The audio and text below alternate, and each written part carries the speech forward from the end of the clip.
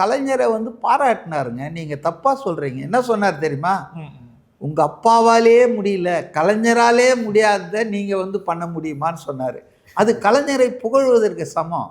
நான் 1000 கருத்து வேறுபாடு எனக்கு கலைஞர் மேலே உண்டு, அவர் ஆட்சியில் மேலே உண்டு. ஆனால் கலைஞர் வந்து ஒரு ஓயாத உழைப்பாளி, கடுமையான உழைப்பாளி, அட்மினிஸ்ட்ரேட்டிவ் ஸ்கில் உள்ள ஆள். அதிகாரிகளெல்லாம் அப்படியே வச்சு ஆட்டி வைப்பார். அதிகாரிகள் அவரை தவறாலாம் வழி நடத்த முடியாது. புரியுதுங்களா? ஏபிள் அட்மினிஸ்ட்ரேட்டர், நல்ல ஆர்கனைசர். அதனால் அவருக்கு இருக்கிற நல்ல விஷயங்களை வந்து நம்ம வந்து மறைக்க முடியாது. அவர் ஒரு நல்ல பேச்சாளர், தமிழ் ஆர்வலர், எழுத்தாளர், இதெல்லாம் எல்லாருக்கும் தெரியும். அப்பா அவராலேயே முடியலப்பா.